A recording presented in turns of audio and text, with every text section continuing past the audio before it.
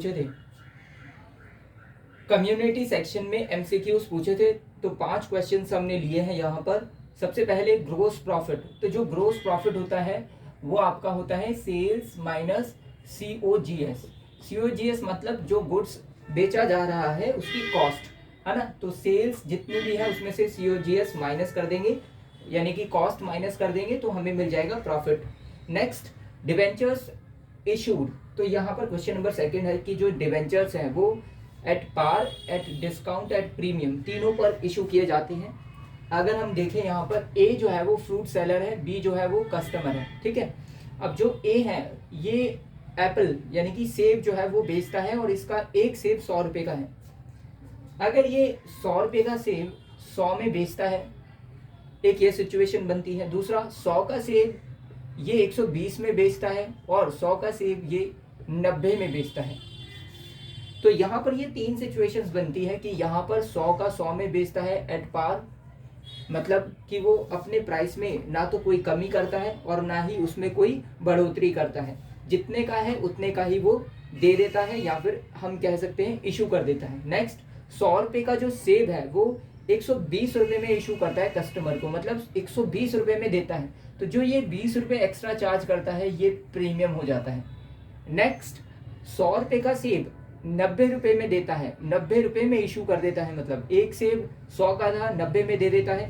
10 rupees यहाँ पर क्या कर देता है, वो कम कर देता है, और ये 10 रुपीज़ क्या होते हैं, डिस्काउंट। तो इस तरह से जो डिवेंचर्स हैं वो 3 तरह से इशू किए जाते हैं, एट पार, एट प्रीमियम और एट डिस्काउंट। तो ऑल इसका करेक्ट आंसर था और ग्रोस प्रॉफिट का बी करेक्ट आंसर था। नेक्स्ट क्वेश्चन नंबर 3 है, application money received on application for 30,000 equity shares at rate 30 पर शेयर, और यहाँ पर एंट्री पास करनी है। तो अगर हम देखें यहाँ पर सिंपल सा क्वेश्चन है कि एप्लीकेशन मनी यहाँ पर बतानी है कितनी रिसीव होगी, है ना। तो अगर हम देखें यहाँ पर 30,000 इक्विटी शेयर्स हैं और उसको एक शेयर 30 रुपीज़ का है, तो इस तरह से टोटल कितना हो जाएगा, 9 लाख। इसको मल्टीप्लाई करें यहाँ पर 30,000 इंटू में 30, ये हो जाएगा 9 लाख रुपीज़। तो 9 लाख रुपीज़ जो है वो रिसीव हो जाएंगे किस पर, एप्लीकेशन पर। और जब अमाउंट रिसीव होगा तो सबसे पहले क्या करेंगे, बैंक अकाउंट को डेबिट करना है, यही एंट्री पास करते हैं। क्या एंट्री पास करते हैं, बैंक अकाउंट डेबिट टू, और फिर वो मिलना किससे है, एप्लीकेशन मनी है सारी की सारी, तो शेयर एप्लीकेशन, ये एंट्री पास करते हैं। तो यानी कि बैंक अकाउंट और वो कितना है, डेबिट 9 लाख रुपीज़, उसके बाद to share application credit 9 lakh rupees. तो इसका मतलब ये पूरी एंट्री बनी है, तो दोनों इसके करेक्ट आंसर हैं, बोथ, है ना। नेक्स्ट क्वेश्चन नंबर 4 है, not mode of dissolution of firm. हमने बोला था कि डिसोल्यूशन 2 प्रकार का होता है, एक पार्टनरशिप का और दूसरा फर्म का। तो यहाँ पर फर्म का पूछा है। अब फर्म का जो डिसोल्यूशन होता है ना, तो हमने बोला था कि वहां पर क्या क्या सिचुएशंस होती हैं। तो बोल रहे हैं बाय म्यूचुअल एग्रीमेंट, बिल्कुल सही है। ऑन हैपनिंग ऑफ इवेंट, ये भी बिल्कुल सही है, हमने डिस्कस किया था। डिसोल्यूशन बाय कोर्ट, ये भी बिल्कुल सही है। और D option, retirement of partner, ये ऑप्शन जो है ना वो सही नहीं है, क्योंकि ये रिटायरमेंट हमें पार्टनरशिप में देखने को मिलता है, dissolution of partnership, dissolution of firm में ये नहीं मिलता हमें देखने को। तो डी ऑप्शन यहाँ पर इसका हो जाएगा करेक्ट आंसर। उसके बाद V and A are partners in a firm sharing profit and loss equally. 2 partners है वी एंड ए, और दोनों इक्वली जो है ना, जो भी प्रॉफिट होता है उसको शेयर करते हैं, या लॉस होता है उसको शेयर करते हैं। उसके बाद on the date of dissolution of partnership firm, V's wife loan was 45,000 rupees, whereas A's loan was 65,000 rupees।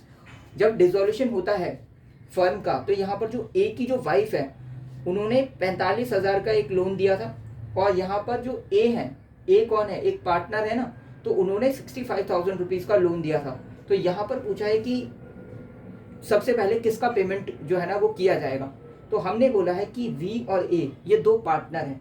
अगर 2 पार्टनर हैं, अगर वो लोन देते हैं फर्म को, तो पहले उनका जो लोन दिया गया है उसका पेमेंट नहीं होगा, पहले थर्ड पार्टी का पेमेंट होगा। थर्ड पार्टी का मतलब किसी बैंक ने लोन दिया है, या फिर अगर ये जो 2 पार्टनर हैं इनकी अगर वाइफ है तो उन्होंने लोन दिया है, इसका मतलब वो पार्टनर तो है नहीं, वो आउटसाइडर हो गए, तो थर्ड पार्टी के अंदर आ जाएंगे। तो इस तरह से ये दो पार्टनर्स हैं, अगर इनकी वाइफ ने लोन दिया है तो सबसे पहले उसका पेमेंट होगा। तो यहाँ पर जो है ना वी की वाइफ ने लोन दिया है 45,000 का, जबकि ए जो है वो एक पार्टनर है, उसने लोन दिया है 65,000 रुपीज़ का। तो दोनों में से थर्ड पार्टी ये हो जाएगी, तो इसका पहले पेमेंट होगा, तो ए ऑप्शन करेक्ट हो जाएगा।